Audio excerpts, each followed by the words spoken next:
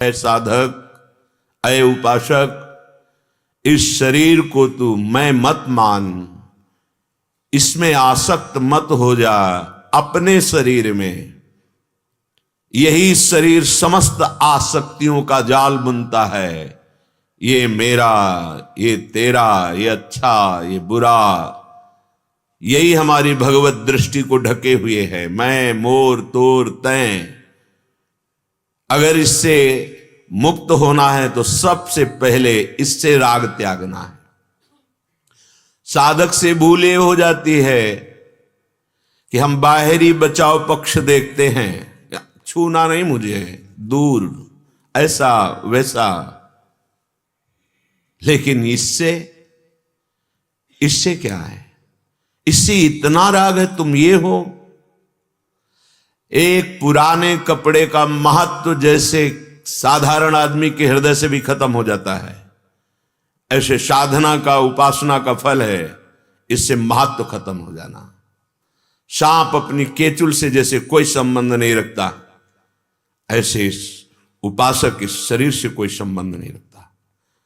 अगर हम इसको भाव से सेवन करते हैं तो श्री जी की सेवा का पात्र है, सेवा में आ रहा है बस।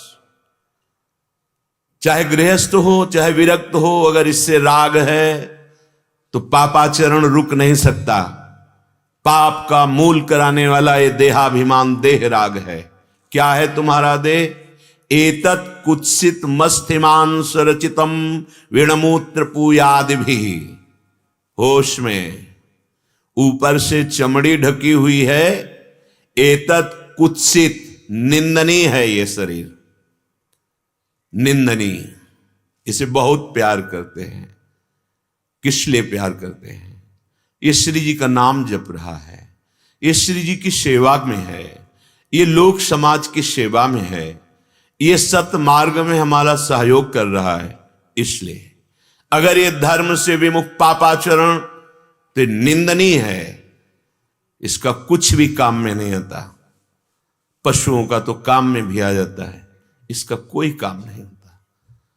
गाय का गोबर लीप दे तो पवित्रता आ जाती है, इसका गोबर किस काम का, मल किस काम का? आप देखिए, इस शरीर से केवल एक दुर्लभता है, सत मार्ग में चलना, असत क्रियाओं का त्याग करके भगवत भजन करते हुए अपने कर्तव्य रूपी पूजा श्री भगवान को समर्पित करना। अगर ये नहीं तो कह रहे हैं कुत्सित, बहुत ही घृणित है ये शरीर। क्या है इसके अंदर? हड्डियों का ढांचा है, नस नाड़ियों से बंधा हुआ है, ऊपर से मांस थुपा हुआ है, नस नाड़ियों में रक्त संचार हो रहा है, अंदर थैलियां हैं, मूत्र की, मल की, पित्त की, आदि। क्या इसमें है?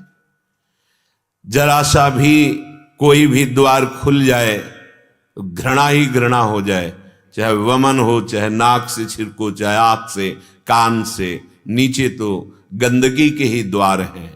साधक सावधान, ये महापुरुष जनों की वाणी है। एक दिन इस शरीर की ममता के कारण तुम्हारा फिर नया जन्म होगा, फिर तुम इसी में आसक्त रहोगे, फिर नया जन्म होगा। अभी सावधान हो जाओ, ये तुम्हारा शरीर नष्ट होने वाला है, परिवर्तनशील है, प्रतिपल मृत्यु के समीप जा रहा है। जरा ध्यान दो, यहां बर्थडे मनाया जाता है। हम ये नहीं कह रहे कि तुम उत्साहित मत हो, लेकिन सत्य का अवलंबन लेकर उत्साहित हो, इस असत्य शरीर को लेकर नहीं। कोई भी उत्सव के बहाने कोई भी उत्सव करो, नाम संकीर्तन करो, दूसरों को सुख पहुंचाने वाली सेवा का उत्सव करो। हाँ, भूखों को पवा दो, वस्त्रहीनों को वस्त्र दो, बीमार जनों की औषधि की व्यवस्था करो। आज हमारा जन्मदिन है, हमारा जन्म पावन हो जाए, 24 घंटे का नाम कीर्तन बैठा लो, साधु सेवा करो, पशु पक्षियों की सेवा करो, ये तो बनेगा। निंदनीय पदार्थों का पान और खान करके निंदनीय क्रियाओं को करना उत्सव मनाना नहीं होता। वैसे तो शोकित होने का दिन है कि हमारी श्वासों से 1 वर्ष की श्वास चली गई, लेकिन सत्य कुछ भी नहीं कमा पाए, घाटा ही घाटा। आप कभी सोचते हैं ऐसा? तो सावधान, ये शरीर तुम्हारा कुत्सित है, घृणास्पद है, ऊपर से चमड़ी केवल चमक रही है, इसमें सब मलिनता ही मलिनता है, और ये शरीर एक दिन नष्ट होगा। विश्वास करो। क्या तुम्हें ये बात सूझ रही है? श्रीपाद कह रहे, पूर्णम दृष्ट निनष्ट मिंद्रिय गणार मर्देन नित्यार्धितम। तुम्हारी दृष्टि इस बात पर जा रही है कि तुम्हारा शरीर किसी क्षण भी नष्ट हो सकता है? नहीं सूझ रही। तभी तुम इन इंद्रियों से उपद्रव कर रहे हो। उपद्रव, धर्म विमुख आचरण, धर्म रहित आचरण, दुख देने वाला आचरण। भाई, आचरण सुधार लीजिए। सबसे बड़ी साधना आचरणों को सुधारना होता है। बहुत ज्ञान विज्ञान है, आचरणहीन हो वो कोई महत्वशाली ज्ञान नहीं रहा। रावण को भी बहुत ज्ञान था, हिरण्यकश्यप भी बहुत ज्ञान का वर्णन किया जब हिरणाक्ष का वध हुआ अपने परिवारजनों को। कौन ऐसा है जो बोलने में प्रवीण ना हो?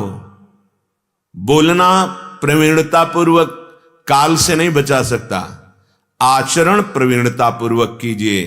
तुम्हारा शरीर, तुम्हारी वाणी, तुम्हारा मन तीनों पावन हो जाएं। ये मानव जीवन का लक्ष्य है। अरे भाई, तुम्हें सूझ नहीं रहा कि तुम मरोगे?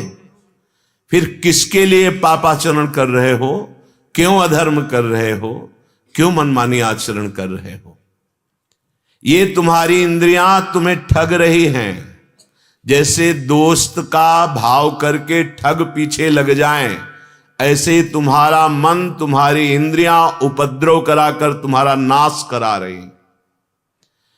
5 मिनट ऐसा कृत्य करा दिया, आजीवन कारागार, आजीवन जलते रहो। ऐसे बहुत सावधान।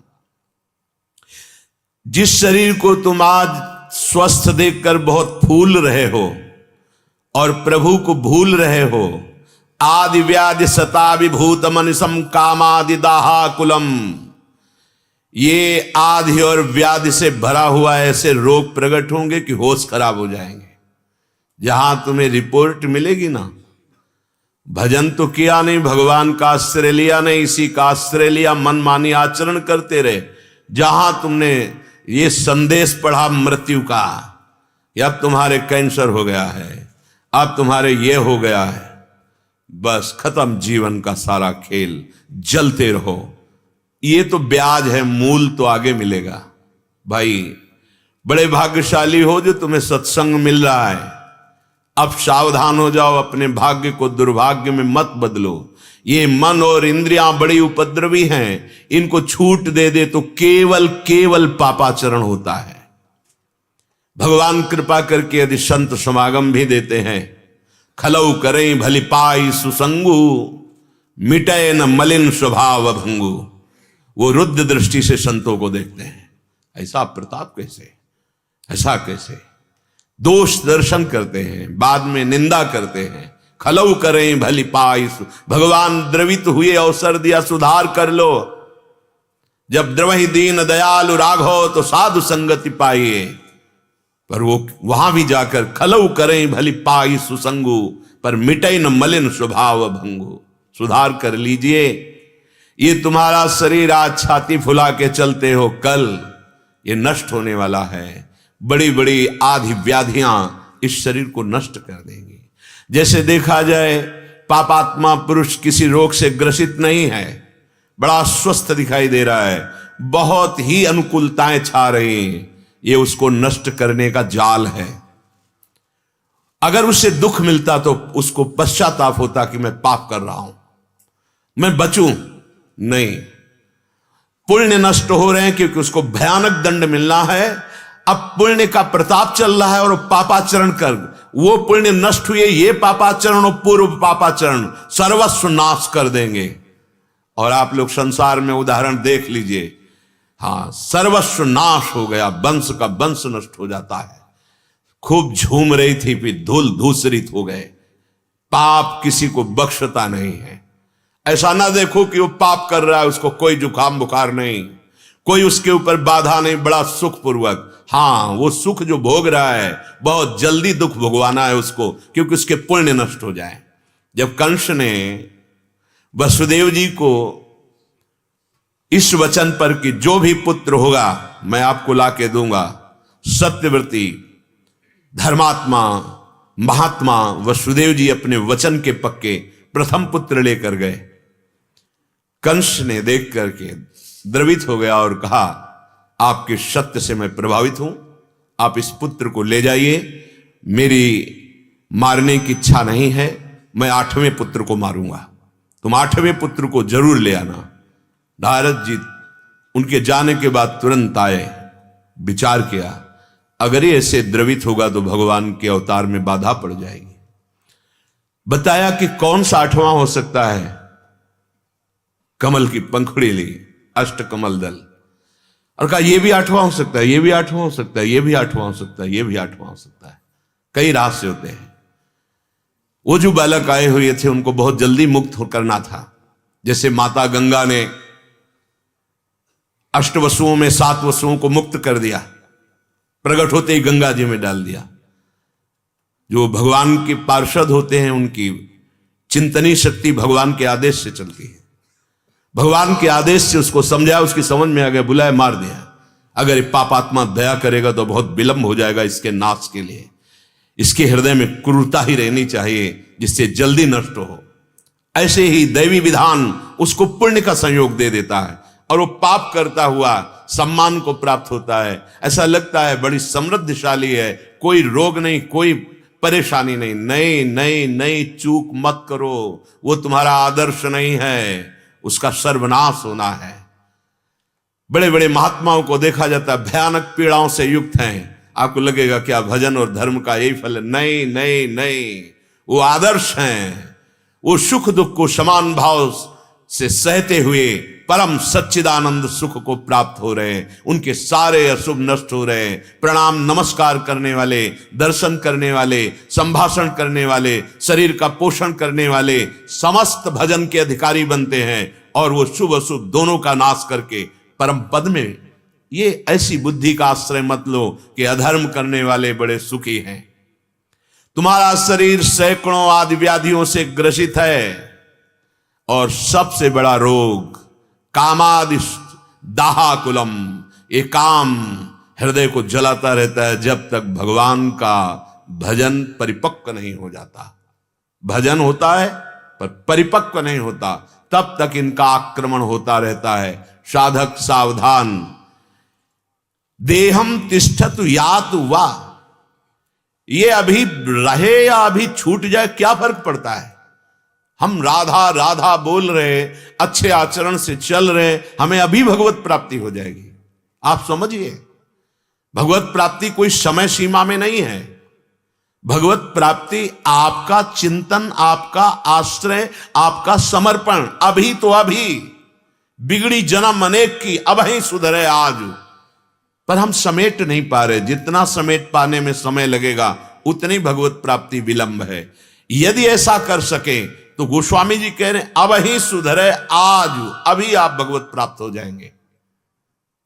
प्रभु से अपना संबंधार्थ भाव, एक नाम त्रैलोक ही तारे, जो न ले सो जन्म ही हारे। एक बार जिन नाम ली हित सो होए अति दीन, आर्त भाव से तन्मय होकर राधा। बस इसी के लिए तो भजन कर रहे हैं कि वो भाव आ जाए। जो एक बार जिन नाम ली हित सो होए अति दीन, ताको संग न छाड़ही दर्शन, ताको संग न छाड़ही ध्रुव अपनो करिलीन। ये हृदयेश्वर को समर्पित हो गया तो अभी प्राण निकल जाए क्या फर्क पड़ता है। और अगर प्रभु से विमुख हैं तो तुम 100 वर्ष जियो, 125 वर्ष जियो, क्या फर्क पड़ता है। केवल जीवन व्यतीत कर रहे हो। ये शरीर रहे या ना रहे, तुम इस बात को पकड़ लो कि अब जितनी श्वासें हैं ये हरे शरणम, ये भगवत चरणारविंद में व्यतीत होंगी तो आनंद को प्राप्त हो जाओगे। कह रहे हैं देहम तिष्ठतु यातु वा हरि रसई त्वम नंद वृंदावने। ये तुम्हारे अंदर निष्ठा कैसे आएगी कि आज से मैं नियम लेता हूं, मैं प्रभु का हूं और अब जितनी श्वासें हैं प्रभु का भजन करूंगा। बोले वृंदावन आ जाओ। वृंदावन तुम्हें रसिकों का संग प्रदान करेगा और रसिक संग सुखकारी, वो तुम्हारे हृदय में निष्ठा पैदा कर देंगे। ये सामर्थ्य रसिक महापुरुषों में होती है। अनेक जन्मों की जो बिगड़ी वृत्तियां हैं, कुछ क्षण के सत्संग में इतना पावर है कि आपके अंदर आने लगेगा, आज से नहीं करूंगा, अब नहीं करूंगा और अब मैं सतमार्ग में चलूंगा। ऐसा कि आप केवल सत्संग के वचन सुनकर कुमार्गगामी उन दृढ़ बंधनों को जिनको तोड़ना कठिन है तोड़ देते हैं, तो आप सत्संग के प्रभाव से इसको भी छोड़ सकते हैं। शरीर राग को सर्वसंगो पहो ही माम, भगवान के वचन है।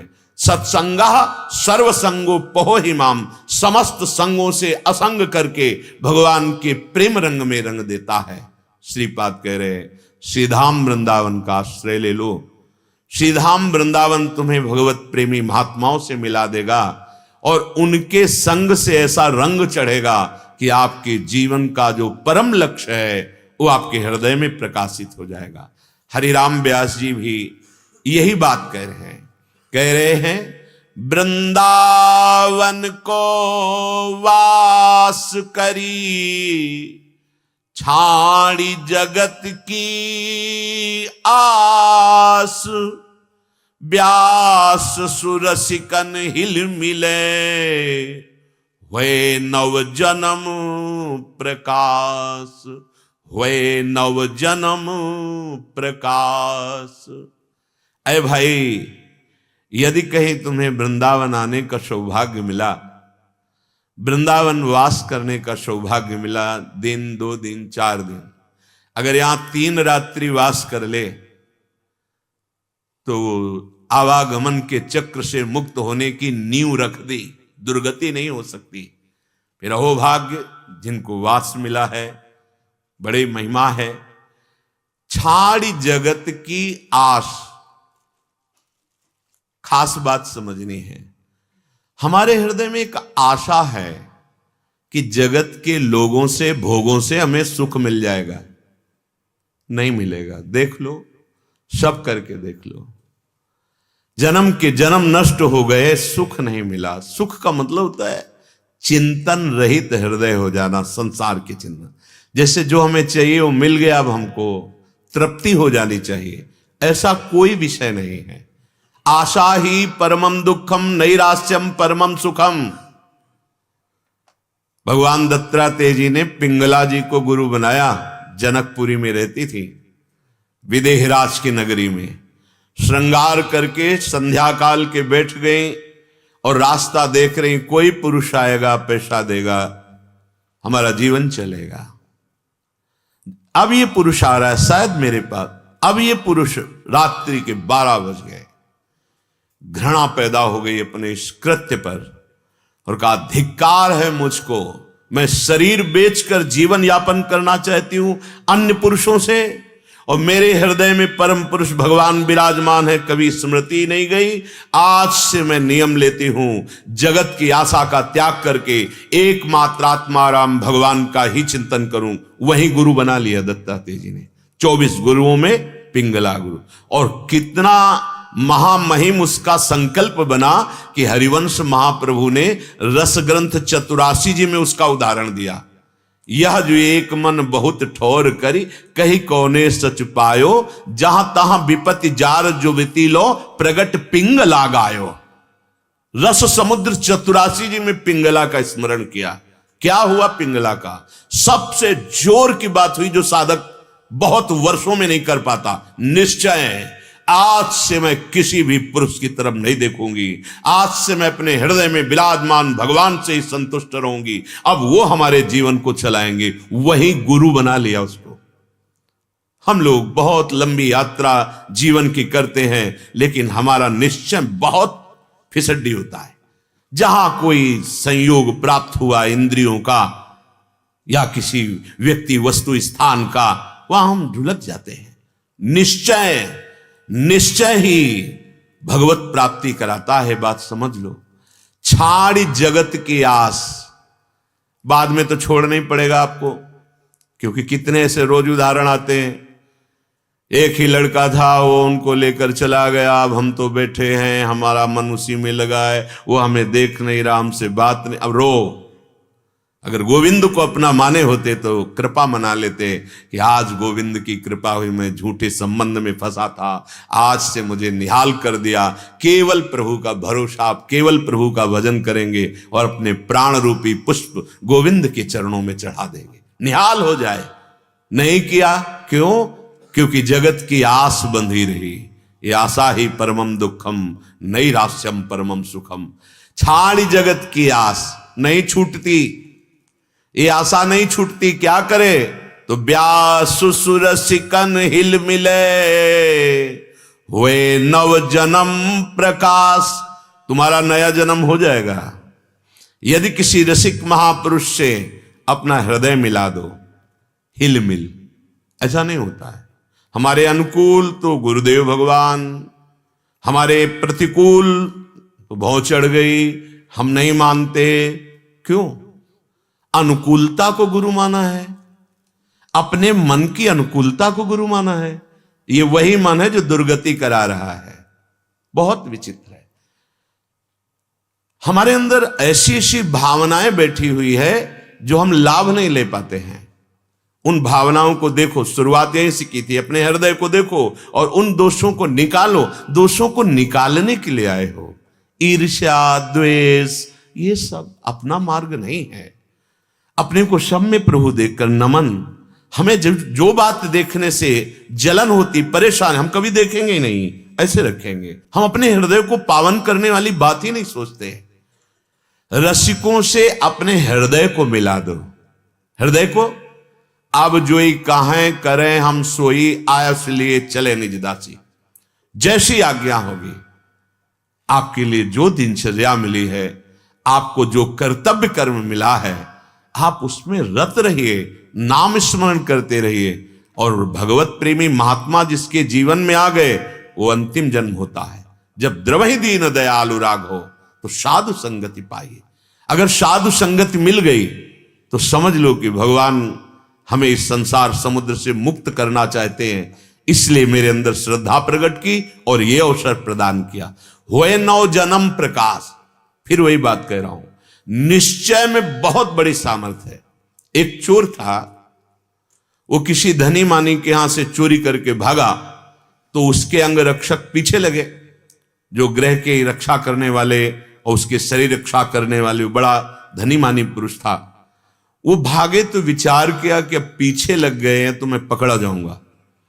तो जो चोरी की थी वो तो इधर उधर फेंक दिया। और श्री चतुर्भुजदास जी, महाप्रभु बंचंद जी के शिष्य, हरिवंश महाप्रभु के पुत्र बंचंद जी के, बड़ी ऊंची स्थिति के महात्मा थे। प्रियालाल के अनुराग में वो बहुत सैकड़ों संतों की मंडली लेकर जगत उद्धार के लिए भ्रमण करते थे। तो वहां भगवत चर्चा कर रहे थे। अब वो जाकर चुपचाप सब श्रोताओं के बीच में बैठ गया। तो उन कर्मचारियों ने विचार किया कि यहां तो भक्त बैठे हैं, चोर काहे को बैठेगा। वो और दूसरी दिशाओं में ढूंढने लगे। उस समय चर्चा चल रही थी कि जो भगवत प्रेमी महात्मा की शरणागति स्वीकार करके प्रियालाल के नाम मंत्र में चित्त को लगाता है, उसका नया जन्म हो जाता है, उसके सारे पाप नष्ट हो जाते हैं। यदि पुनः ना करे तो अब लो नशानी अब ना नशे। इतनी बात वो सुन पाया। सत्संग हो रहा था सब। फिर जब चले गए सत्संग के बाद तो पास पहुंचा, महाराज क्या यह सत्य विषय है कि यदि दीक्षा ले ली जाए और ऐसी गलती दोबारा ना की जाए तो सारे पाप नष्ट हो जाते हैं? हाँ, नया जन्म हो जाता है, उसके सारे पाप। महाराज मैं चोर हूं, बहुत चोरी की है और चोरी करने में हिंसा भी की है, हत्याएं भी की है, महापापी हूं। पर आपकी बात सुनकर मुझे विश्वास हो गया कि आप अगर मुझे दीक्षा दे दें तो मेरा नया जन्म हो जाएगा और मैं आपके सामने कहता हूं कभी अब पाप नहीं करूंगा। तो उनका तुम तो सबसे पहले अधिकारी हो, तुम चिंता मत करो, तुम्हारे लिए कोई विधान नहीं कि तुम ये लाओ वो लाओ, नहा के आओ। अभी संतों के पास माला झोली कंठी, तो जब वो प्रचार प्रसार में भगवत रस में थे तो थी, तत्काल कंठी बांधी और ये श्री प्रियाजू के चरण चिन्हों से युक्त तिलक की रचना की और कहा आज से ये मंत्र जपो और अपवित्र जब शरीर तो राधा वल्लभ श्री हरिवंश जपो, तुम्हारा नया जन्म हो गया। अब सुबह तिलक लगाए एकदम से 12 तिलक और निकला। अब वो खोजे ही में थे उनके सैनिक जन, तुरंत पकड़ लिया, ये वही है जो चोरी किया था। धनी ने भी देखा, हाँ यही है, चोर है। वो बोले मैं चोर नहीं हूं, मैंने इस जन्म में कोई चोरी नहीं की। अरे बोले बात बनाता, राजा के पास ले गए। उस समय सत्य को प्रमाणित करने के लिए एक प्रक्रिया होती थी। हाथ में नवीन कोमल पीपल का पत्ता, उसके ऊपर कच्चा सूत और उसके ऊपर जला हुआ लोहे का लाल ऐसे फाल वो रखा जाता है। अगर वो धागा झुलस गया तो तुम असत्य हो, और अगर नहीं झुलसा तो 7 कदम चलो और फेंक दो, तुम सत्य हो। ऐसा उस समय पद्धति थी। ये कहें कि यही चोर है और वो कह रहे थे कि मैंने इस जन्म में चोरी नहीं की। अब चोर को परीक्षा देनी पड़ेगी। वही प्रक्रिया हुई। ऐसे रखा और मन में निश्चय किया, गुरुदेव आपने कहा था दीक्षा के बाद नया जन्म, और उच्च स्वर से बोला इस जन्म में मैंने चोरी नहीं की, और 7 कदम चला, फार फेंक दिया, झुलसा भी नहीं। अब राजा ने कहा इस धनी को फांसी की सजा दी जाए, क्योंकि इसने ऐसे शुद्ध वैष्णव को चोर कहा और यहां आकर दंड देने का विधान। अब वो बोले महाराज फांसी मत दीजिए, सही कह रहे हैं। बोले आप कैसे सही मान सकते हैं, आपको तो प्रमाण दे दिए। बोले इस जन्म में चोरी नहीं की, पीछे जन्म में की थी। बोले कल की बात है, तुम पीछे जन्म, हाँ तो शाम के हमारा गुरु मंत्र हुआ है, पूरा रहस्य बताया। तो देखो निश्चय का कोई अन्य अनुष्ठान नहीं, गुरु का वर्ण किया और निश्चय किया कि जो गुरुदेव कह रहे वो सत्य है, तो प्रमाणित कर दिया कि सत्य है, सारे पाप नष्ट हो जाते हैं। व्यास सु रसिकन हिल मिले। गुरुदेव मां की तरह होते हैं, जैसे छोटे छोटे बच्चे ना एक दूसरे से ईर्ष्या राग द्वेष, तब बचाओ इनको, किसी तरह बचाओ। राग द्वेष ईर्ष्या ये इतने बड़े शत्रु हैं कि सारे सुकृत का नाश कर देते हैं। परिणाम क्या होता है, आराध्य देव गुरुदेव से विश्वास नहीं रह जाता। नहीं ये उनको ज्यादा आदर देते हैं, वो उनको ज्यादा, ऐसा नहीं है।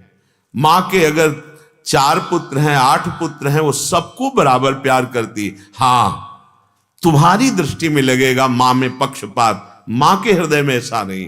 तो अनंत करुणा वरुणालय प्रभु को जिसने अपने हृदय में धारण कर लिया है, वो कहीं किसी से कम ज्यादा थोड़ी, वो तो समदर्शी होते हैं। हाँ अधिकार अनुसार व्यवहार करते दिखाई देंगे, लेकिन उनमें पक्षपात नहीं, सबके समान भाव, सबका समान कल्याण हो, ऐसा भाव होता है। रसिकन सु हिलमिली, हमारा हृदय मिल जाए।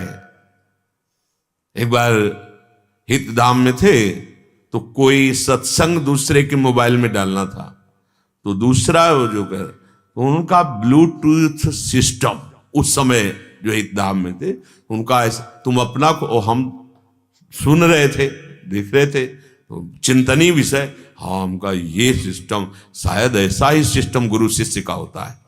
अगर उसका हृदय खुला, समर्पण, गुरु ने अपने हृदय की वस्तु उसमें डाल दी, जब तक आपका ब्लूटूथ सिस्टम नहीं खुलेगा तब तक वो उसमें नहीं जाएगा। उस समय, अब नया कोई सिस्टम हमने देखा ले भी, क्योंकि जब बच्चे करते तो हमें समझ में आता।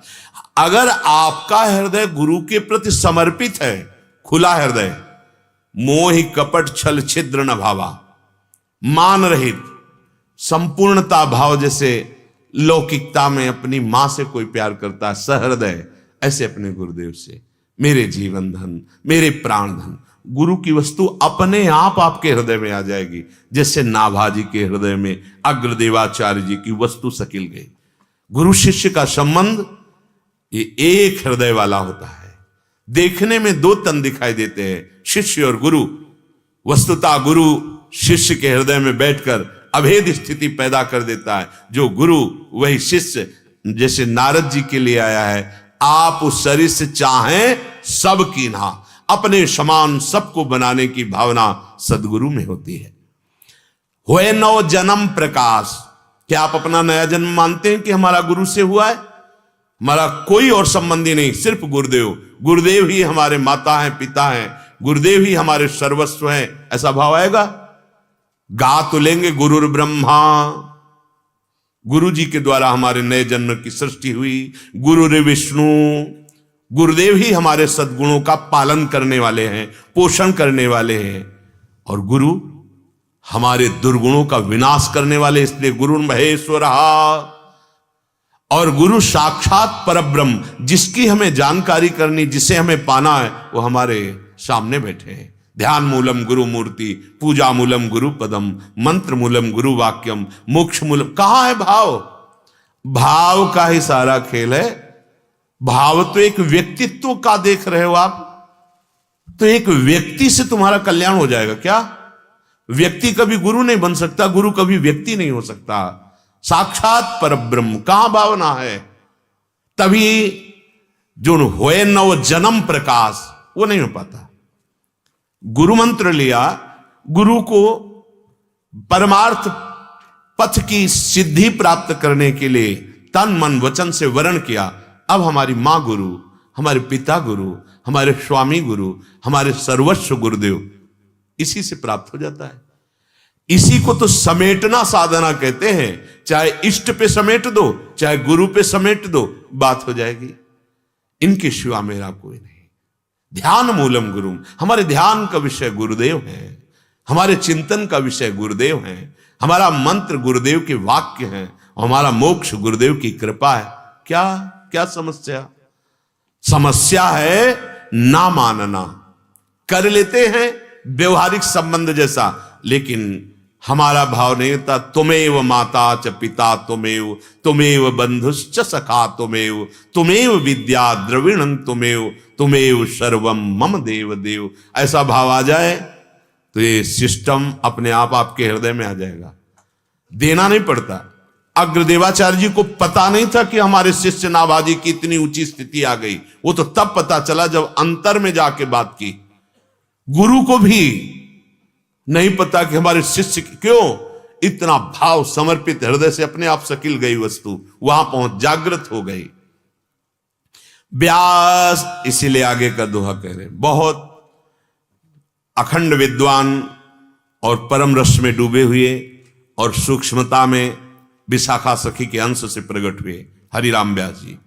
व्यास सुरसिकन की रहनी, बहुत कठिन है वीर, मन आनंद घटे न छिन, सहे जगत की पीर।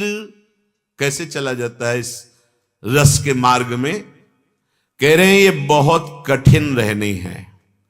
कोई वीर बहादुर इस मार्ग में चलता है। वीर बहादुर, बाहर के वीर बहादुर तो आपको दिखाई देंगे, लेकिन ये वीर बहादुर काम क्रोध लोभ मोह मद मत्सर सबको परास्त करके, परास्त कैसे होते हैं? सहत सहत बाढ़े भगति गृह तन गुरु हितगार। संपूर्ण जीवन गुरु की आज्ञा में और सहनशीलता हृदय में, तितिक्षवा, महान सहनशील, हर परिस्थिति को सहकर कोई जान न पाया और निकल गए, उसे कहते हैं वीर बहादुर। बड़ो ही कठिन है भजन ढिग डरिबो। नागरीदास जी, बड़ा कठिन है भजन मार्ग में चलना। क्यों? इतनी विपरीतता आती है कि वहीं वो टूट जाता है। वो जिसको रसिकों का संग नहीं, अगर सत्संग मिल रहा है, शुद्ध, शुद्ध और अशुद्ध भी सत्संग होता है। हाँ, यदि हम कामना रख करके गा तो भगवत यश रहे हैं, लेकिन कामना धन की है, मान की है, सम्मान की है, तो असर नहीं होगा। चौथी भगत मम गुनगन करे कपट तज गान, ये कपट है, प्रभाव नहीं पड़ेगा।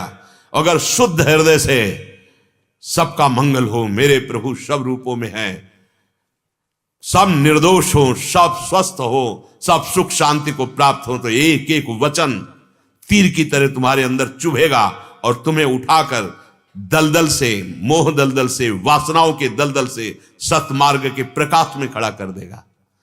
बड़ा कठिन है रसिक मार्ग पे चलना, बहुत कठिन है। देह सजाना, देह का मान प्राप्त करना, देह के भोग प्राप्त करना, गान करना सच्चिदानंद का हो सकता है ऐसा, लेकिन देह राग त्याग करना, मान का मिटिया मेट कर देना, सब विकारों पर विजय प्राप्त करके लाडली लाल के अनुराग में, यह बहुत कठिन बात है। इस मार्ग में चलने वाला उपासक ध्यान दे, व्यास सुर रसिकन की रहनी बहुत कठिन है वीर, मन आनंद घटे नहीं और साहे जगत की पीर।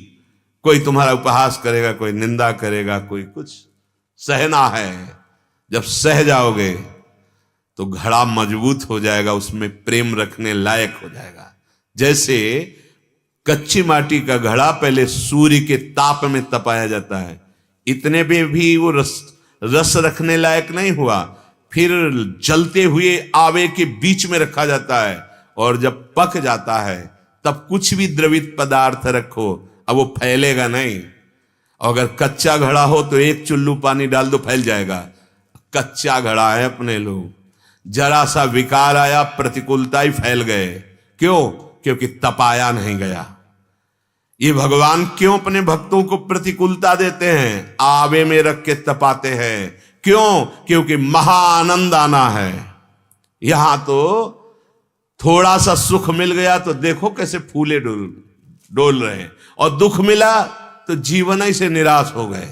हाँ, कितने से बात करते तो लगता क्या तुम्हारी बुद्धि है। अरे ये जीवन निराश होने के लिए नहीं मिला, निराश को निराश करने के लिए मिला है। अविनाशी हो, निराशा भी निराश हो जाए उपाय करते करते तुम्हारे ऊपर, लेकिन तुम्हारे अंदर निराशा का प्रभाव नहीं, निराश खुद निराश होकर लौट जाए, भय खुद भयभीत हो जाए, तुम ऐसे हो। पर अपने को भूल करके आप संसार शरीर को अपना मान करके इसीलिए इस दुर्दशा को प्राप्त हो। मन आनंद घटे नहीं, सहे जगत की पीर। फिर बढ़ते बढ़ते वो मार्ग प्रकाशित हो जाता है जहां आनंद ही आनंद है, दुख का लेश नहीं है। व्यास रसिकता सो कहे, काटे माया फंद, हरिजन सो हिल मिल रहे, कबहु न व्यापे द्वंद। रसिक कौन? जिसके संग से ही माया मोह का नाश हो जाए। ये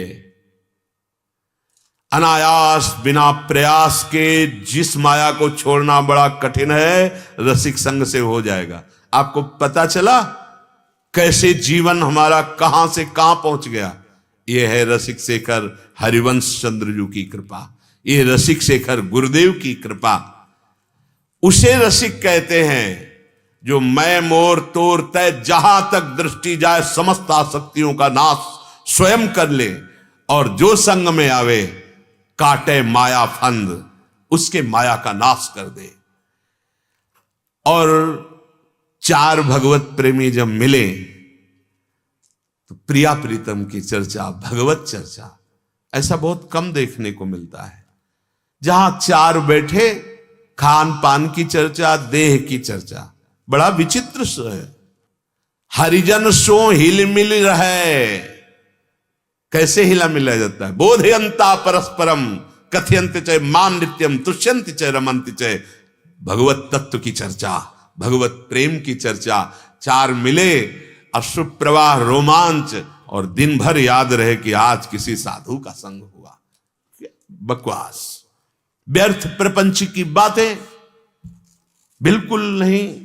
अगर आप इसी जन्म में भगवत मार्ग में चलना चाहते तो इसका विस्मरण करना है। ये सब हमारा आधार कार्ड श्यामा श्याम है, हमारा जीवन श्यामा श्याम है, हमारी इज्जत श्यामा श्याम है, हमारा जन्म श्यामा श्याम, हमारा मरण उनके चरणों में, हमारा अस्तित्व नहीं है।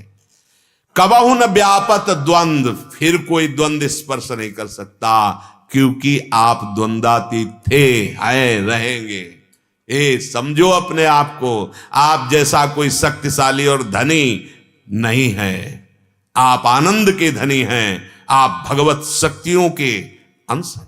जितनी शक्तियां प्रभु के पास, वही सब अंश रूप में आप में है। जो चाहो आप जागृत कर लो, लेकिन आप जागृत कर रहे हो काम को, क्रोध को, लोभ को, वही आपके हृदय को पीड़ा पहुंचा रहे हैं। व्यास कठिन कलिकाल है, नाम रूप अवगाही, रसिकन से तजयंतरो, नर्तन हीरा पाई।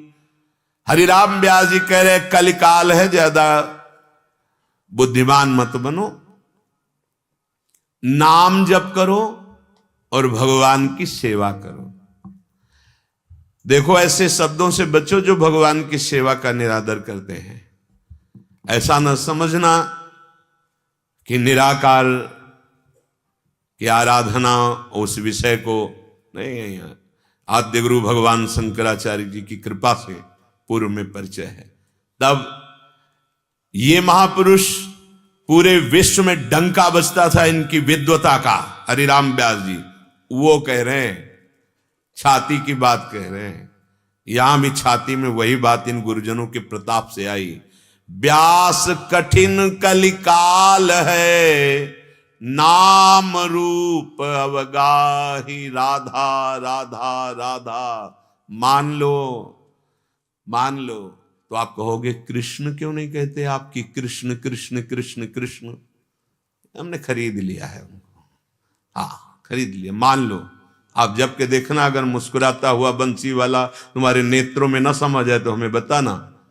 अनुभव जैसे डोरी पकड़ लो, पतंग अपने आप आ जाएगी। डोरी छोड़ दो और पतंग कभी नहीं मिलने वाली। हरि प्रेमाविष्ट हो जाते। मैं क्या दूं मेरी प्रियाजू का नाम जप रहा है। हाँ, प्रेमाविष्ट हरि उसके पीछे पीछे डोलते हैं। ये परा विद्या राधा नाम है। ये दान करने के लिए सजनी जो प्रगट भई। कभी जिभ्या से श्यामा कुंज बिहारी के सिवा नहीं निकला स्वामी हरदास जी। बिहारी जो सामने मंद मंद मुस्कुराते हुए विराजमान। ये एकांतिक रस है आगम निगम पुराण, जिस तत्व को नेति नेति कहते हैं, जिसे जाहि विरंच उमापति नाये, जो रस नेति नेति श्रुति भाख्यो, हमारी प्यारी जू के अधीन है। जाके अधीन सदा इस सांवरो, या ब्रज को सिरताज। मान लो, तुमसे कुछ लेना नहीं है। राधा राधा बिना तर्क और संशय के शुरू कर दो। न कलिकाल, न कोई विनायक, न कोई पाप तुम्हें नष्ट नहीं कर पाएगा, विश्वास कर लीजिए। और प्रियालाल का प्रेम, इसमें दोनों युगल सरकार समाये हुए। रा रसदात्री, धा धारण करने वाले लालजू महाराज। मांगत लाल लाड़िलो नागर, प्रगट भई दिन दिन की चोरी, दान दैरी नवल किशोरी। ये रा और धा हमारे प्रिया प्रीतम है, जुगल सरकार है। राधा नायमयु कार्यम हनुदिन मिलितम साधना गीस कोटि। बार बार आपसे प्रार्थना करें जा, राधा वहां कोई बाधा नहीं। और लालजू महाराज अधीन रहते हैं, अधीन। आहा, यदि किशोरी जू का नाम जिभ्या पे है, लालजू महाराज। एक बार बंसी सखी अधरों पे लालजू के विराजमान होकर चहक रही थी।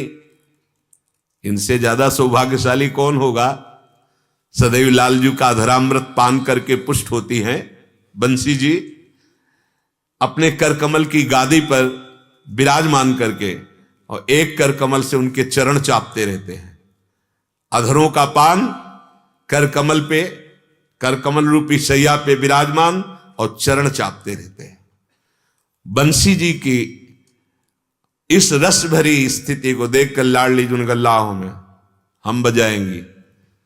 लालजू ने कहा, आपसे तो बजेगी नहीं। लाडली जी समस्त कलाओं में प्रवीण, ऐसा कैसे हो सकता है कि बंसी ने? लालजू ने कहा, प्रियाजू पक्का नहीं बजेगी आपसे। ले ली, अधरों पे रखा, बंसी मौन। ललिताजू की तरफ देखा कि ये बज क्यों नहीं बजेगी लाडली जी आपसे। क्यों? क्योंकि आप जब बोलोगी तो श्याम श्याम बोलोगी। और बंसी का नियम है, प्रण है, रसना कटो जो अन रटो। ये बोलेगी तो राधा राधा, आप राधा गाओगी ले, इसलिए बंसी बोलने वाली ले। हाँ, बंसी जो हरिवंश महाप्रभु के रूप में प्रकट भये, ये राधा नाम के दाता, जिसमें लालजू महाराज अत्यंत आसक्त है। हरि रसना राधा राधा रट, मान लो प्रार्थना, परिणाम खुद देख लेना। व्यास कठिन कलिकाल है। क्या इसकी कठिनता है? हम ज्ञान विज्ञान वर्णन करते हैं, स्थिति नहीं आने देता है। स्थिति रहती है भोगों में। बहुत सुलझी हुई बात है। ऊपर से तर्क के द्वारा आप हमारा मुंह बंद कर सकते हो, किसी का मुंह बंद कर सकते हो। विद्वता ऐसी हो सकती, मानते। बात विद्वता की स्थिति की होती है। स्थिति कोई भी विकार आपके हृदय में स्फुरित ही नहीं हो रहा। कलिकाल है। आहार विहार दृश्य संयोग ऐसे हैं कि टिकती नहीं है वृत्ति, चंचल बनी रहती, चलायमान बनी रहती। तो ऐसी स्थिति में भगवत प्राप्ति कैसे होगी? तो हरिराम व्यास जी कह रहे, व्यास कठिन कलिकाल है, नाम रूप अवगाही। राधा राधा राधा। और हमारे जो प्रभु की सेवा है, देखो कहीं भी सेवा करो, कहीं भी किसी की भी, उसमें भगवत भाव कर लो, भगवान प्रसन्न हो जाएंगे। अब पता नहीं कौन सी हवा चली है कि भगवत सेवा का निषेध किया जा रहा है, और वो बिना गुरुदेव मूर्तिमान जो उनकी सेवा किए कौन सी सिद्धि प्राप्त कर लेगा? सेवा करनी ही पड़ेगी। गुरुदेव अगर हैं तो चराचर जगत में अखंड मंडलाकारम व्याप्तमेन चराचरम, तो हम गुरुदेव मान करके देखें या आराध्य देव मान करके देखें। बिना उपासना के कोई आगे बढ़ता ही नहीं। पर आजकल ऐसी कुछ भावना चली है कि जो नए साधक हैं एक क्षण में बुद्धि भ्रष्ट हो जाए, ऐसे ऐसे संग हैं। इसलिए प्रार्थना करते हैं, श्री जी जब किसी पर द्रवित होती हैं तो रसिक संग मिल जाता है। गली में पड़ा हुआ लोहा जिसे लोग पैरों से कुचल कर जाते थे, पारसमणि ने छू दिया, सोना बन गया। अब वो आभूषण बन करके आराध्य देव के कुंडल कंकन में विराजमान। अब ये लगता है यार, ये तो कल चरणों के नीचे पड़ा हुआ एक जंगहा लोहा था, हो क्या गया? ये पारसमणि का आलय बन बसत संग पारस के, आयस कनक समान भयम। आयस माने लोहा, कनक माने स्वर्ण, पारसमणि का प्रभाव, गुरुदेव की कृपा, रसिक की कृपा। तो कह रहे हैं ये कलिकाल सच्ची मानिए। बात बना लेना अलग है, लेकिन स्थिति देखना अलग। महाराज जी जिस कुटी में रहते थे, दूर दूर तक कोई सुविधा नहीं, कुछ नहीं। एक छोटी सी मटकी, उसमें चून ब्रजवासियों, और लकड़ी और कंडा। ना किसी का आना, ना किसी का जाना, ना किसी से कोई मतलब। ऐसे ना बिजली, ना मतलब सुविधा नाम की कोई चीज नहीं। ऐसे प्रिया प्रीतम के अनुराग में डूबे, रात उनकी सेवा में रहे, रात में उठे। कब सोते हैं? कब अगर कभी सोते हुए विश्राम पा तो थोड़ा सा, बस वही 2 3 4 ऐसे ऐसे देखा। ये हर समय हम लोगों का क्या जीवन है?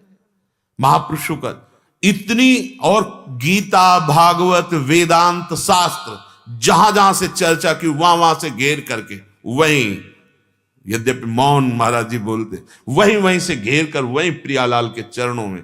तब ये कोई न समझे कि ज्ञान शास्त्रों का, हाँ, समस्त उपनिषद गीता भागवत जो जो प्रश्न किया जहां जहां से, तब ये कहा जाता है रसिकों से हिल मिल करके नवजीवन प्रकाशित होता है। अब वो है कहां? विचार करके देखिए। नाम विराजमान है, रूप विराजमान है, रात दिन परिचर्या जो पहले थी एकांत में, वही आज सबको पान करा रहे हैं। आज पता नहीं कौन सा ज्ञान जागृत होता है कि महापुरुषों द्वारा सेवित स्वामी हरिदास जी, बिहारी जी महाराज, गोपाल भट्ट जी, राधा रमण, ये ऐसे महान की इनकी भावना से सच्चिदानंद वपु। अब आप देखिए श्री गोपाल भट्ट जी को, कोई आया बड़ा भावुक कि आपके कौन से ठाकुर जी हैं, उनको हम वस्त्र आभूषण देना चाहते हैं। सबके ठाकुरों को दे रहे थे, मन में एकदम शालिग्राम भगवान विराज मन में आया हमारे ठाकुर जी के। बस भक्त का चिंतन गाढ़ हुआ कि वही शालिग्राम से साक्षात प्रिया प्रीतम का मिलित रूप राधा रमण सरकार विराजमान है। हम लोग जो आज सौभाग्य प्राप्त करते हैं, ये उनके मन का चिंतन हुआ। श्री स्वामी हरिदास जी निधिवंत आज में बस ऐसे देखते रहते, मुस्कुराते रहते। विठल विपुल देव जी महाराज प्रणाम किए, कहा महाराज स्वामी जी इधर क्या है कुंज में? बोले तुम्हें नहीं दिखाई दे रहा? देखो। देखा वो बिहारी बिहारिन जो चरणों में गिरे, बोले प्रभु हमारी आकांक्षा है, अगर ये जन साधारण भी इनको देख पाए तो कल्याण हो जाएगा। संतों का हृदय कैसा होता। स्वामी जी ने देखा, प्रार्थना करी, तो प्रिया प्रीतम तत्काल मिलित रूप धारण किए और बांके बिहारी के रूप में सीधे सच्चिदानंद बपू। ये हमारे जो वृंदावन के ठाकुर है, ये साक्षात प्रिया प्रीतम मिलित रूप है।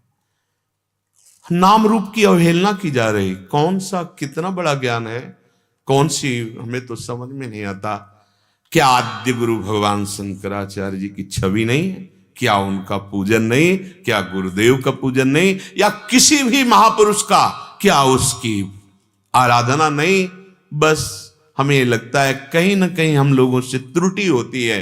सर्वम खलमिदम ब्रह्म की दृष्टि रहित होते तभी ये खंडन मंडन चलता है। सबसे प्रार्थना है, यह कठिन कलिकाल है, नाम रूप अवगाही।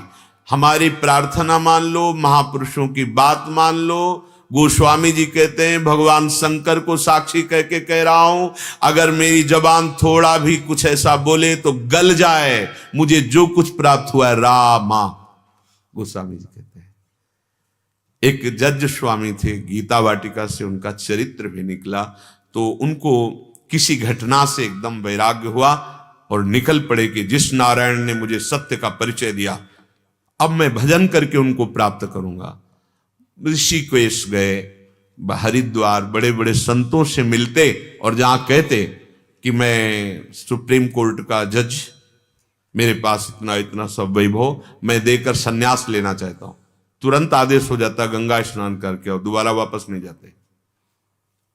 क्योंकि उनको लगा कि जो मेरे पद और मेरे धन का महत्व रखेगा, वो मुझे इससे राग रहित कैसे कर पाएगा। बहुत प्रवीण बुद्धि थी, उनको कुछ समझ में नहीं आया। तो जब प्रबल विरह जागृत होता है गुरु का या इष्ट का, तो प्राण रूपी पुष्प देने में संकोच नहीं होता। तो अब हिमालय में तो एक से एक पहाड़ है, पहाड़ में चढ़े और सोचा अपने प्राण विसर्जित कर देता हूं, क्योंकि मुझे जैसे गुरु चाहिए थे वो मिल ही नहीं रहे। जो मेरे पद का सम्मान न करें और मेरी संपत्ति का सम्मान न करें, मुझे ऐसे गुरु चाहिए। तब लग जोगी जगत गुरु, जब लग रहा है निराश, और जब आशा मन में भई तो जग गुरु और जोगी दास। जे ही कूदने को पीछे से किसी ने पकड़ लिया, वह है नारायण, वो हरि। ए क्या चाहिए तेरे को, क्यों आत्महत्या करता है? पीछे मेरे एक दिव्य संत, उनका गुरुदेव का वर्णन, तो नारायण नारायण नारायण नारायण, बस अंतर ध्यान, बस नारायण नारायण नारायण। इतना जप किया, एक टाट लगाए हुए थे, बस हर समय श्वास श्वास। तो जब भाई जी के समीप गए गीता वाटिका, तो वहां एक महिमा साधकों को दिखाते कि नाम जप की देखो, एक ऐसे नली रखते थे वो प्लास्टिक की, कहीं भी लगा दे, ऐसे कान में लगा तो वहां से निकलता नारायण नारायण नारायण। जैसे आप देखो नस नाड़ी धड़कती ना, हर नस नाड़ी से निकल, यहां लगा के, ऐसे लगा के नारायण नारायण नारायण। नाम की अवहेलना, रूप की अवहेलना। अरे जो रूप का आसक्त हो गया, उससे बड़ा ज्ञानी कौन होगा। भगवान शंकर देखो ना, जहां जहां हमारे प्रभु अवतार लेते हैं, रूप दर्शन के लिए जाते हैं। और मैया यशोदा जी कह रही, ए बाबा, ये बड़े बड़े सांप बिच्छू, मेरा लाला डर जाएगा। तो मानो मुस्कुरा के कह रहे हैं, हमारे गले में तो एक ही 5 ही फण वाले सर्प देख रही हो, ये 1000 फण वाले के ऊपर सोने वाला है, इसको कोई डर नहीं, क्योंकि भगवान से लाओ, सामने लाओ। दर्शन करते हैं बाल गोविंद। मैया ये हीरा जवाहरात तू हटा दे, एक बार केवल अवसर दे, मैं इस लाला के चरण अपने माथे पे रख लूं। ना बाबा, छूने तो नहीं दे। मैया मैंने एक सिद्धि प्राप्त की, मैं जिसे छू लेता हूं उसे नजर नहीं लगती, उसे कोई बाधा नहीं। भोरी मैया तो फिर जल्दी छुआ दे। भगवान के चरण से, महादेव जी परम ज्ञानियों के गुरु। और मैया मैं तब तक नहीं जाऊंगा जब तक लाला का प्रसादी वस्त्र नहीं दोगे। प्रसादी वस्त्र लेते हैं, क्या स्वरूप है। अरे कोई भी हो, संत की प्रसादी, इष्ट की प्रसादी, वो हमारी बुद्धि को पावन करती है। प्रसाद का अनादर बुद्धि को भ्रष्ट कर देता है, ध्यान रखना। जगन्नाथपुरी में एक राजा पांसे खेल रहे थे और जगन्नाथ जी का प्रसाद सरकार का गया। सेवकों ने कहा, महाराज ये स्वामी जगन्नाथ जी ने आपके लिए प्रसाद भेजा है। तो पासा ऐसे लिए थे, ऐसे ले लिया। बहुत कष्ट हुआ पार्षदों। महाराज होश में, प्रभु का प्रसाद बाएं हाथ से, कभी ऐसे नहीं किया जाता, बाएं हाथ से ऐसे नहीं किया जाता, ध्यान रखना। वैसे प्राय मोबाइल है हाथ में तो उससे बना रहे हैं वीडियो और ऐसे कर रहे हैं, ये जानते हो दुश्मन से किया जाता है, शत्रु से। ये ऐसे नहीं किया। प्राय नए बच्चे हैं ना, उनको ज्ञान है नहीं, तो मोबाइल छूटे ना, क्योंकि वो वीडियो बना रहे हैं, वो ऐसे कर देते हैं। ऐसे नहीं, भगवान के सामने दाहिने हाथ से भी ऐसे नहीं करते, ऐसे करते हैं। 32 सेवा अपराधों में एक हाथ से ऐसे प्रणाम कर, फिर तो भारी अपराध बन गया भगवान का प्रसाद।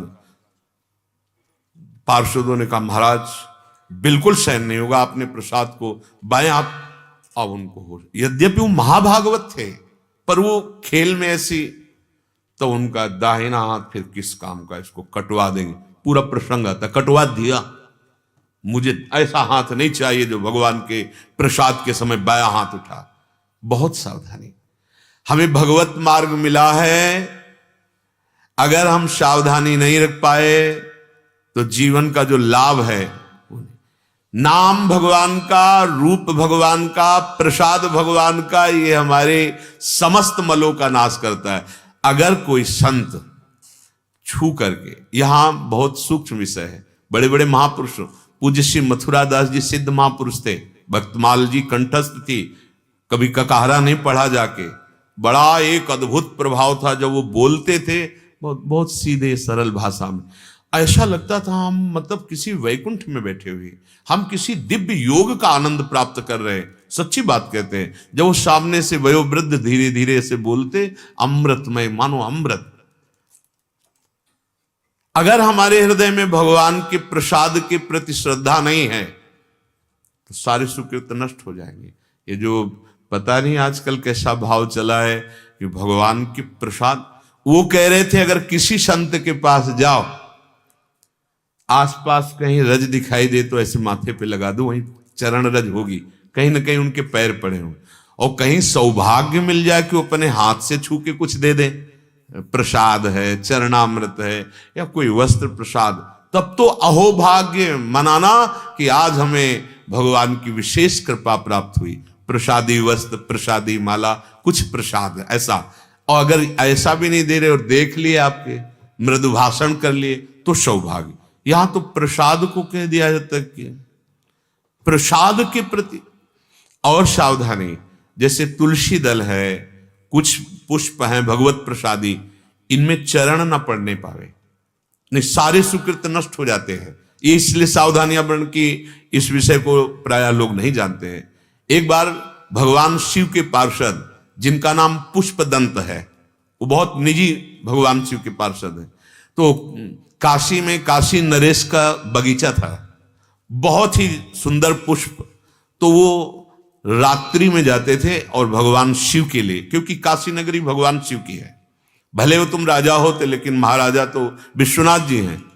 वो जाते और वहां के पुष्प उतार करके ले, पहरेदार जब सुबह विश्वनाथ जी की सेवा के लिए पुष्प लेने के लिए राजा के लिए जाते तो कहते महाराज बड़े बड़े अच्छे अच्छे सब पुष्प तो रात में उतर जाते हैं, कोई चोर आता है तो तुम लोग कैसे सुरक्षा नहीं करते? महाराज वो चोर कोई असाधारण नहीं, असाधारण है, वो अंतर्ध्यान विधि से आता है और चुराकर अंतर्ध्यान विधि से चला जाता है। हम लोग चारों तरफ होते हैं, ना हमें दिखाई देता है पर चोरी हो जाती है। राजा बहुत प्रवीण थे, उन्होंने कहा विश्वनाथ जी के प्रसादी पुष्प और बिल्वपत्र ले आओ और बगीचे में डाल दो, पकड़ में आ जाएगा चोर कोई भी हो। जे ही डाला पैर पड़ा पुष्प दंत जी का, सारी शक्ति खत्म, सारी अंतर्ध्यान की शक्ति पुण्य सब खत्म। अब सैनिक लोग आए, अब ऐसे दिव्य महापुरुष को कोई स्पर्श कर सके तो उसी समय रचना की शिव महिमना स्तोत्र और उसका गायन किया। जो ही गायन किया पुनः सामर्थ्य अंतर्ध्यान हो गए। इतने बड़े भगवत पार्षद के सुकृत नष्ट हो सकते हैं। अब जैसे दर्शन करने जा रहे राधा वल्लभ जी, बिहारी जी, कुछ असावधान लोग होते हैं जो माला के साथ तुलसी दे देते हैं और वो तुलसी वो रास्ते में बिखर जाती है, उनको ज्ञान नहीं है, या तुलसी माला प्रसादी मिली वो ऐसे ले जा रहे हैं पहन करके जिससे, और उसमें पैर पड़ गए, आपके सुकृत नष्ट हो जाएंगे।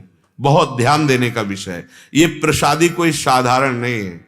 जरा सा प्रसाद मिलता, महाप्रभु चैतन्य देव अश्रु प्रवाहित करते हुए माथे पे, और मानो साक्षात प्रभु का आलिंगन हो रहा है। आज पता नहीं कौन सा हम वैराग्य लिए हैं कि भगवत प्रसाद का अपमान कर देते हैं। हमें आवश्यकता नहीं। किस बात के लिए हम चल रहे हैं?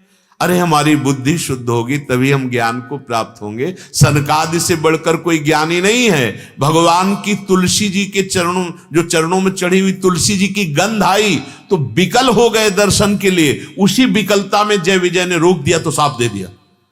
उस गंध ने इतना मतवाला कर दिया था सनकादि को कि विकल हो गए दर्शन के लिए। ऐसे ज्ञानी महापुरुष, ऐसे भगवान शंकर आज हमारा पता नहीं कौन सा ज्ञान की भगवत प्रसाद का अनादर करते हैं। कह रहे हैं व्यास कठिन कलिकाल है, नाम रूप अवगाही, रसिकन से तज अंतरो नर्तन हीरा पाए। ए रसिक संग से दूरी मत बना लेना, नहीं तुम्हारा जो हीरा तन है, अर्थात इसी तन से भजन करके हम भगवान के पार्षद बन सकते हैं। हम जो चाहें वो बन सकते हैं। अगर रसिकों का संग छूट गया तो नरकगामी आचरण ही होंगे, ऊर्ध्वगामी आचरण होने वाले नहीं।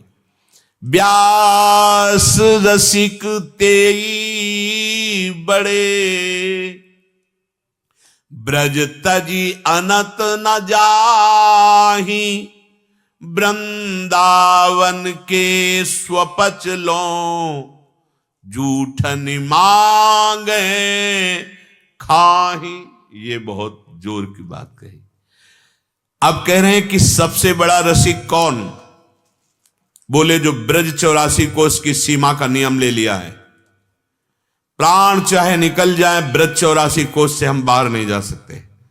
उसमें भी कई ऐसे रसिक शेखर जो वृंदावन की सीमा के बाहर नहीं जा सकते, ऐसे है। पर छूट दे देनी चाहिए ब्रज 84 कोस की।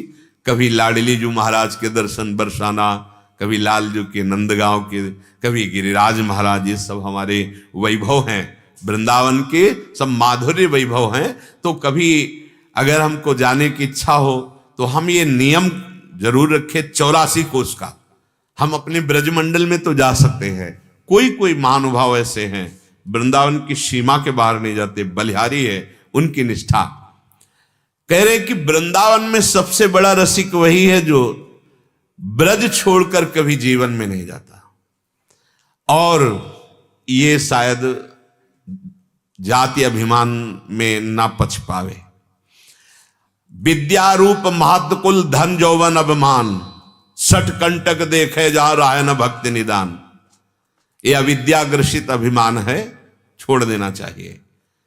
वृंदावन का जो वासी है हमें केवल देखना है कि वो प्रिया प्रीतम के घर का है। ये नहीं देखना है किस जाति का है, आदेश कर रहे हैं।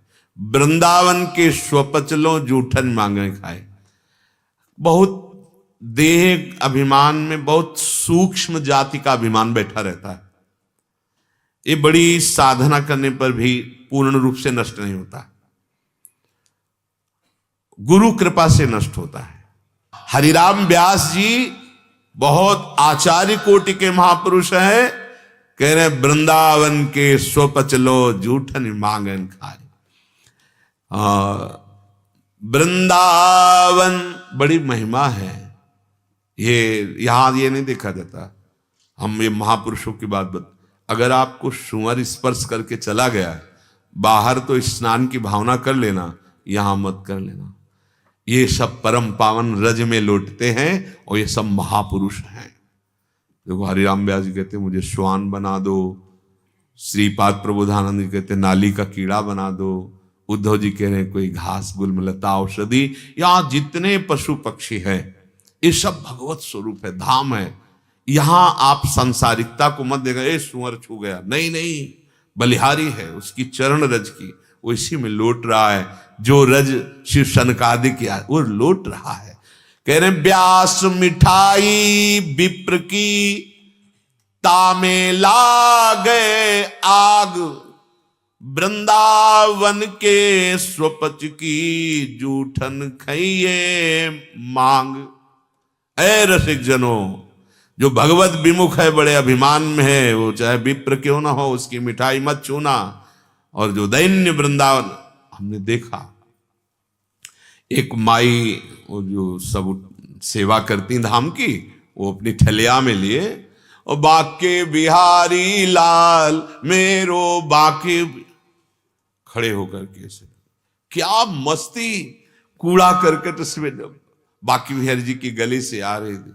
बार बार मन कहा इनके चरण छुए, कुछ भेजते दिया, जा बाबा लाडली जो तो पे कृपा करे। ये आशीर्वाद, ये उनकी चरण रज का प्रताप। आप ये मत देखो कि यहाँ के स्वपच हैं, नहीं।